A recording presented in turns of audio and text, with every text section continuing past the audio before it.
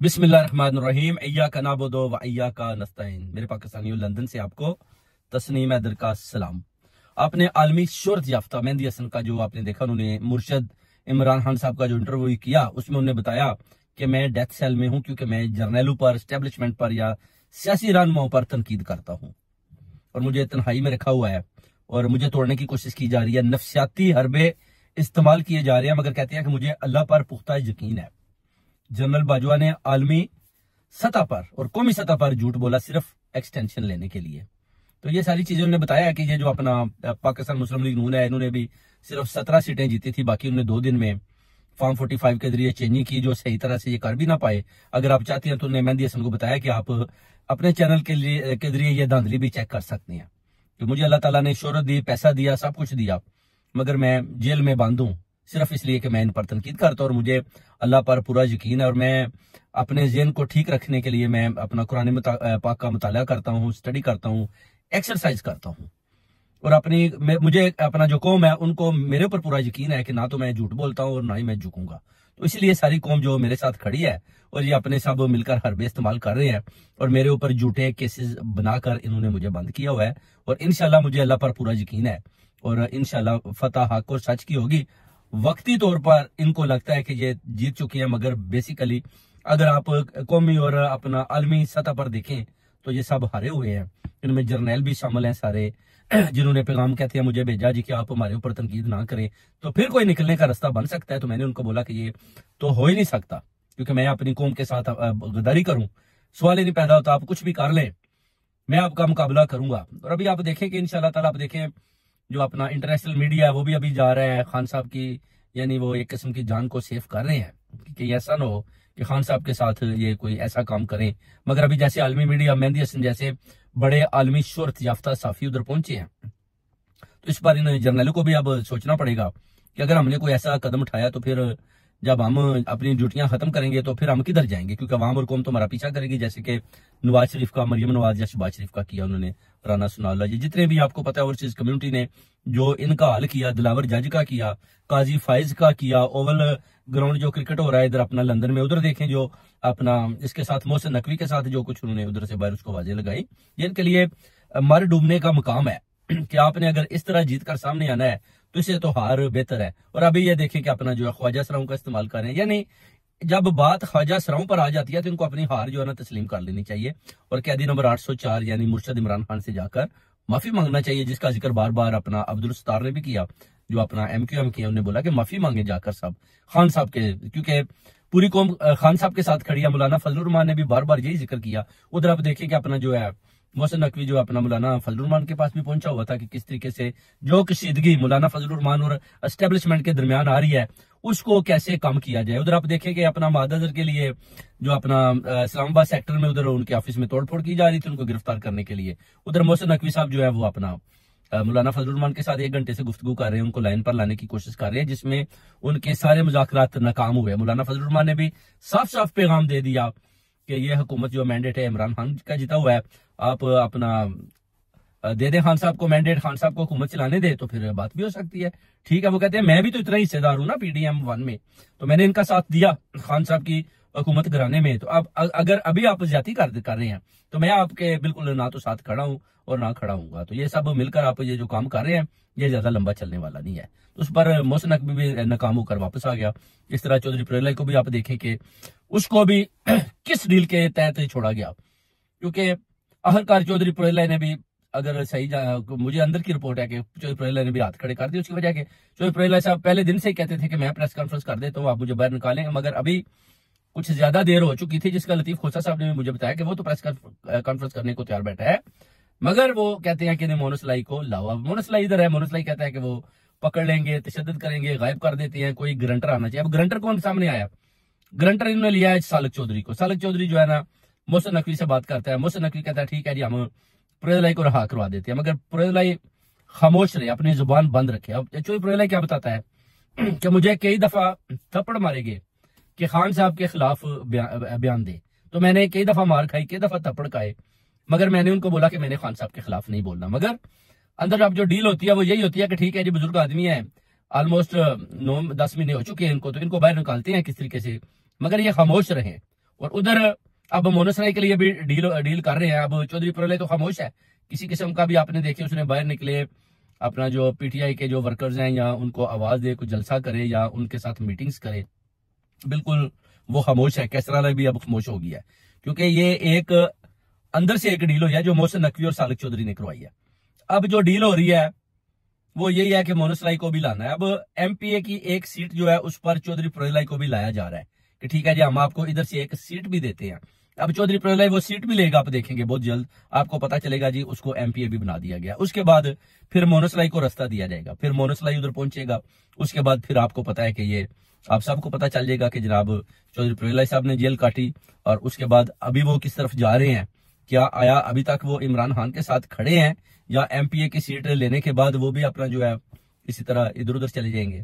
ये चीजें भी देखने वाली हैं, क्योंकि इतनी आसान नहीं है जितना कौम समझ रही है पाकिस्तानियों। ये चीजें आपको बड़ा फोकस तरीके के साथ और अंदर की सतह पर देखनी होगी।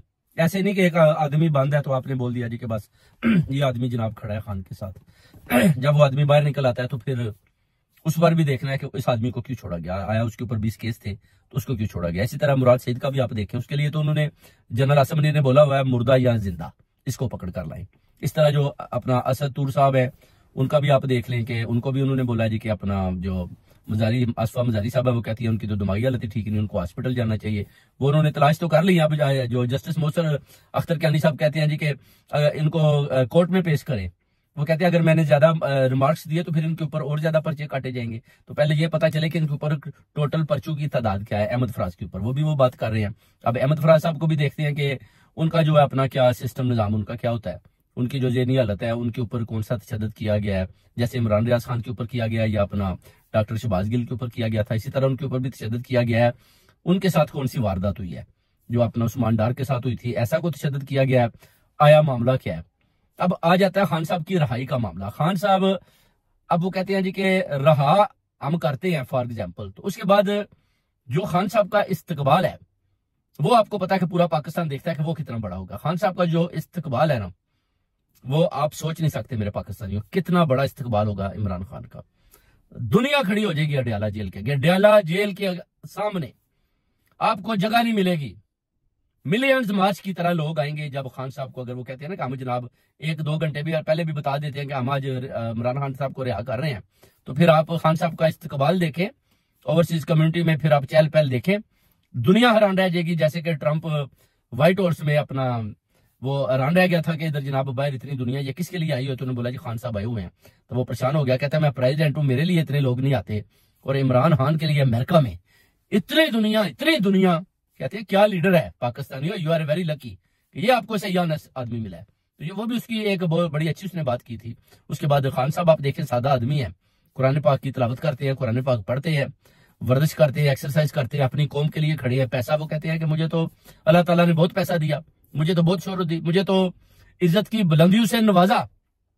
मगर आज जनरल बाजवा, जनरल आसम मुनीर, फैसल नसीर, ये जितने भी डीजीआई एसपीआर है, आप देखें इनकी मकबूलियत देखें कि लोग इनका नाम आते ही जो अपना चीखो पुकार शुरू हो जाती है, लोग इनके खिलाफ बोलना शुरू हो जाते हैं। वो कहते हैं कि ये देखें जनाब, इनको आप देखें कि ये कर क्या रहे हैं। तो इस तरह जर्नैल भी जो है ना उनको उनकी जो इज्जत भी खोई जा चुकी है। मगर जो हमारे शोधा हैं जो शहीद हो रहे हैं, जो आप देखते हैं कि वजीरिस्तान में या दूसरी जगह पर या बॉर्डर पर लड़ते हुए मारे जाते हैं, जैसे 5 शादियां अभी हुई हैं, आपको पता ही है। तो इस पर हमें पूरी कौम को बड़ा दुख होता है, बड़ी तकलीफ होती है कि हमारे जो जवान है वो शहीद हो रहे हैं और उनका वो जो अपना जो है अपना पाकिस्तान के लिए, हमारे लिए, आपके लिए, आपकी कौम के लिए वो अपनी जानें कुर्बान दे रहे हैं।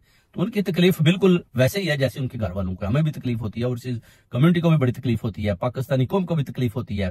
Definitely we stand with establishment, definitely हम खड़े होते हैं, मगर तनकीद करते हैं कुछ यानी चंद जर्नैलों पर। जो खान साहब कहते हैं कि मैं तनकीद करता हूं तो उसका मुझे ये सिला मिला है कि मुझे डेथ सेल में बंद किया हुआ है।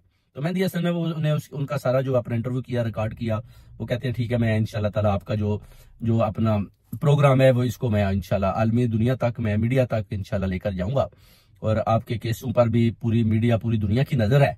क्योंकि जब आप देखते हैं कि अदालत लगती है तो आपको पता ही है कि लाइव में भी आपको पता है कि अब क्या होता है कि लोग सिर्फ इस तरह ना इमरान खान को देख रहे हैं, अदालत सामने बैठी है। क्योंकि लोगों का वो कहते हैं ना, जस्टिस अतरमान वो कहता है कि लोगों का जो दिलचस्पी है ना वो है ही खान की तरफ है। ये मामला कौमी और आलमी है। तो हमें अब देखना ये होगा कि ये नहीं आना चाहिए जी कि हम किसी के प्रेशर में है, ये नहीं आना चाहिए कि हमने कोई ऑर्डर देने हैं, किसी ने हमें ऑर्डर देने हैं, हमने गलत फैसला करना है, बल्कि तसर आना चाहिए कि हम एक आजाद अदलिया है और हम किसी के प्रेशर में नहीं है। फैसला वो कहता है इस तरह करना है, क्योंकि ये कौमी और अवामी मामला है, मुल्क की सलामती का भी मामला है। इमरान खान का जो केस है उसका जो फैसला वो कहते हैं देना है, और लाइव भी आना चाहिए, जो कि लाइव भी इन्होंने बंद कर दिया। अब काजी फैज साहब फैसला दें, जितने भी ये 4 और 1 जितने भी जज बैठे हुए हैं, अब ये फैसला करें, ठीक है, सुने।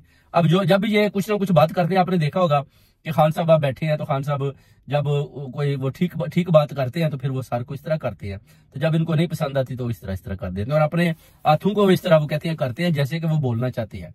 तो कहते हैं मेरे पास बहुत कुछ है बोलने को, अभी तो नहीं चले, ठीक है, अभी नहीं बारी आई, इस दफा नहीं आई, अगली बारी नहीं, उससे अगली बारी वो कहते हैं मेरी बारी तो आएगी ना। खान कहता है, फिर कहता है वो मुझे जो बोलने का मौका दिया जाएगा ना, इनकी धज्जियां उड़ा दूंगा। वो कहते हैं जर्नैलों की, इन जजों की, इन करप्ट लोगों की। कहते हैं मेरे पास जो कुछ है ना, वो लगता है कि उनके पास कुछ ऐसा मवाद है कि खान साहब इनके जो है ना धज्जियां इनकी उड़ा देंगे। अभी शहबाज शरीफ भी कह रहा है काली भेड़े, मगर जस्टिस अतर मानुल्लाह ने बोला है कि हम काली भेड़े नहीं, हम काले भूंड हैं। हम जब शिकंजा तैयार करते हैं फिर छोड़ते नहीं है। अभी तुम जो है ना अपना मांगने का काम जारी रखो, बहुत जल्द तुम्हें भी कोर्ट में बुला लेंगे, फिर तुम्हारे आगे भी सवाल किया जाएगा कि काली भेड़े क्या होता है। ये जो तुम बक कर रहे हो ना, ये वक्ती तौर पर तुम लगे रहो, क्योंकि उन्हें पता है कि डेफिनेटली इसको एस्टेब्लिशमेंट में अपनी गोद में बिठाकर प्राइम मिनिस्टर बनाया हुआ है, जेली प्राइम मिनिस्टर है, और ये जेली वजीर आला मरियम नवाज, ये सब कुछ जेल साजी पर चल रहा है। यानी चोर है, चोरी करके इस मैंडेट को ये चला रहे हैं, और चोरी का मैंडेट चोर इतनी देर तक नहीं चला पाएंगे जितनी देर ये चाहते हैं। तो इसलिए इनको चाहिए कि खुद ही इनकी जो ये हुकूमत है इनके ऊपर ही गिरने वाली है, ज्यादा लंबा ये जा नहीं पाएंगे। वेंटिलेटर पर इनकी हुकूमत चल रही है, और ये सांस ले रहे हैं कि बस सिर्फ और सिर्फ खान साहब के ये खिलाफ जो है ना बस सारे मिलकर खड़े हुए हैं, और इनको मौका मिल गया कि चंद जर्नैलों को भी साथ मिला लिया, तो उनको पता नहीं क्या प्रॉब्लम थी जो वो खान साहब के खिलाफ खड़े हो गए, जिसका उन्होंने भरपूर फायदा उठाया। मगर अगर आप हकीकत में देखें तो वो फायदा भी इनके नुकसान में जाएगा, क्योंकि खान तो खड़ा है, वो कहता है ना तो मैं झुकूंगा ना झुकने वाला हूं, मुझे मारना है मार दो, कुछ भी कर दो। बाजुआ एक्सटेंशन लेने के लिए बाजुआ ने आलमी और कौमी सतह पर गद्दारी की। जनरल आसिम मुनीर ने अपनी एक्सटेंशन के लिए उसने ये सारे वावेले किए, और उसने उस पार्टी को सपोर्ट किया जो चोर और डाकू थे। IMF का पैसा खाने के लिए इन सब ने मिलकर इत्तेहाद किया, और इन्होंने पाकिस्तानी कौम के बच्चों का मुस्तकबिल पर भी डाका डाला। और ये चीजें खान साहब कहते हैं कि मेरी बर्दाश्त से बाहर है। 13 अरब पड़ा था जब शहबाज शरीफ को यह मसलत करके लाए, आते ही 13 अरब भी निकाल लिया, जिसका शहबाज शरीफ ने बोला था वो जी 13 अरब, ये 13 अरब पड़ा है, ये क्यों पड़ा। उसके बाद खजाना खा लिया, उसके बाद IMF कर्जा देती है, नेक्स्ट इंस्टॉलमेंट आती है, खत्म। अब एक और लेने की तैयारी कर रहे हैं। उसके बाद आप देखें इंडिया वाले क्या कहते हैं, वो कहते हैं जी कि आप जनाब फ्रांस से भी पैसा मांगते हैं, जिधर आपके अपना लास्ट प्रॉफिट के खिलाफ वो पुतले निकालते हैं, आप उधर से भी पैसा मांगते हैं, आप बेकारी हैं। ऐसी बातें आप देखा उनका मेजर जो इंडिया वाले का वो बोल रहा है, उसके बारे में भी आज मैं थोड़ा सा बताऊंगा एक नेक्स्ट व्लॉग में कि वो क्या चीज है। गांधी को कत्ल करने में उसके जो बाप दादा है उनका क्या हाल था, वो मैं बहुत जल्द बताने वाला हूं। और आप देखेंगे अभी इनके सारे रास्ते बंद हो चुके हैं। खान साहब को इनको हर सूरत में रहा करना पड़ेगा, क्योंकि इनके पास अभी चॉइस नहीं है। केस पर केस खत्म होते जा रहे हैं, और खान साहब की जीत सामने आती जा रही है। बेसिकली इन्होंने कोशिश तो की है किसी तरीके से भी ना हम नवाज शरीफ को कामयाब करें। वो सब कहते थे नवाज शरीफ आएगा तो बस दुनिया चेंज हो जाएगी, नवाज शरीफ आएगा, पूरा पाकिस्तान नवाज शरीफ के साथ खड़ा है। वो स्टैब्लिशमेंट के कानून में वो बातें डाल के उन्होंने बोला पता नहीं नवाज शरीफ कितना तबाहकुन जो अपना बहुत बड़ा कोई लीडर है, बस आएगा तो पूरा पाकिस्तान उसको वोट डाल देगा। नवाज शरीफ ने भी अपनी चित्रोल देख ली, जो उसकी चित्रोल हुई है, 17 सीटें मिली, वो भी बड़े गफले के जोर पर। उसके बाद बुरी तरह रहा, अब उसको समझ आ गया। अब वो कहता ठीक है जी मुझे प्राइम मिनिस्टर में बनाएंगे, शहबाज शरीफ बन गया, शहबाज शरीफ को अब हाफ टर्म देते हैं कितना, उसके बाद नवाज शरीफ को सदर लाकर इसको सामने लाएंगे। यानी नवाज शरीफ भी पैसा बहा रहा है, आसिफ जरदारी ऊपर बैठा हुआ है, वो कहता है किसी सूरत भी नवाज शरीफ को मैंने प्राइम मिनिस्टर नहीं बनने देना। तो कहता है नो। अभी उसने देखे 2 सूबों में अपनी हुकूमत बनाई हुई है, और वो एस्टेब्लिशमेंट के साथ बिल्कुल पूरा फिट है, और अपने सारे काम चला रहा है। आप देख लें आसफा भुट्टो को भी उसने बिला मुकाबला जितवा कर असेंबली के अंदर एंटर कर लिया। और ये देखें सब चोरों और डाकुओं की ये जो हुकूमत है, ये सारे मिलकर अब खान साहब के खिलाफ खड़े हुए हैं। खान साहब की जो रीढ़ की हड्डी है वो है overseas community. Overseas community Khan के साथ खड़ी है, ओवरसीज कम्युनिटी खान का साथ देती है, ओवरसीज कम्युनिटी की नजरें खान के ऊपर हैं, अडियाला जेल के ऊपर हैं, और पूरी कौम की जो नजरें हैं वो खान के केसों के ऊपर है कि अब जज जो काजी फाइजिस है वो किधर गद्दारी करेगा, जिधर गद्दारी करेगा उसको उधर ही पकड़ लिया जाएगा। जर्नैलों के ऊपर भी है, सबके ऊपर है कि ये कौन कौन से ये जो अपना कैसे कैसे तरीके लगाकर क्या क्या कार्रवाइयां करते हैं। वो कहते हैं ना, मुझे नफसियाती टॉर्चर खान साहब कहते हैं देने की कोशिश कर रहे हैं, नफसियाती टॉर्चर। मगर मैं मजबूत हूँ, नमाज पढ़ता हूँ, कुरान पाक पढ़ता हूँ, मैं एक्सरसाइज करता हूँ, वर्जिश करता हूँ, किताबों का मुताला करता हूँ। जिस पर मेहंदी हसन ने बोला कि बिल्कुल आप माशाल्लाह बिल्कुल फिट है, मैंने देख लिया, कोई भी क्वेश्चन करता हूँ आप उसका परफेक्ट जवाब देते हैं। तो इंशाल्लाह ताला आपके इरादे बहुत मजबूत हैं और इंशाल्लाह वो कहता है मैं उम्मीद करता हूँ कि इंशाल्लाह जो केसेस लगे हैं उनसे भी आप बरी होंगे और आपको इनको रहा करना चाहिए, क्योंकि साहब बाहर हैं तो आपको अकेले अंदर रखने का कोई मकसद नहीं है। तो ये सारी चीजें मेरे भाइयों अब देखना है कि खान साहब को और ये कितनी देर अंदर रखने में कामयाब होते हैं। नहीं तो इसी तरह ओवरसीज कम्युनिटी जब खान साहब ऐलान करेंगे कि सारा पाकिस्तान, सारी ओवरसीज कम्युनिटी बाहर आ जाए, तो फिर आप देखेंगे कि जंग का समा होगा। उसके बाद फिर फतह हक और सच और इमरान खान की, अरशद शरीफ की, जिले शाह की और उन शहीदों की होगी जिनके नाम पर ये जो है ना अपना गलत अपना किस्म के ये अपना ना हुकूमत बनाकर घूम रहे हैं और बार बार शोधा की बातें कर रहे हैं। और खान साहब ने बार बार शहीदों के लिए भी आवाज उठाई, कश्मीर वालों के लिए, फलस्तीन वालों के लिए। और ये देखें है कभी कभी बोलते भी नहीं है। आप इनको देख लें, यानी इधर आप देखें जो इधर क्रिकेट टीम हो रही है, क्रिकेट खेला जा रहा है, उधर पीटीआई का झंडा नहीं लेकर आप जा सकते, आप इमरान खान की टी शर्ट पहनकर लंदन में नहीं जा सकते। इस हद तक क्योंकि मोहसिन नकवी उस टीम का जो चेयरमैन बना हुआ है पीसी का, तो वो देखें आप पीसीबी का चेयरमैन जो है वो मोहसिन नकवी। अब मोहसिन नकवी की तो टी शर्ट कोई नहीं पहनेगा, वो चाहे कुछ भी कर ले, उसकी टी शर्ट कोई भी पहनने को तैयार नहीं है। तो इसलिए टी शर्ट तो खान की पहनी जानी है और खान को ही लोग पसंद करते हैं। और मोहसिन नकवी साहब आप बस इधर उधर, आप लंदन में भी आप इसी तरह जैसे कि ओवल में परसों आपके साथ जो कुछ हुआ है वो आपको इंशाल्लाह ताला दोबारा आप आते हैं अगले मैच पर, तो कभी आपका आवाम के साथ सामना हो गया तो आपको भी इंशाल्लाह जो है ना वो दूध पिला देंगे सारे मिलकर, फिक्र ना करें। आपकी भी बारी आ चुकी है, अभी आप पर भी सबकी नजर है। बहुत बहुत शुक्रिया मेरे पाकिस्तानियों, आपको तस्नीम हैदर का सलाम।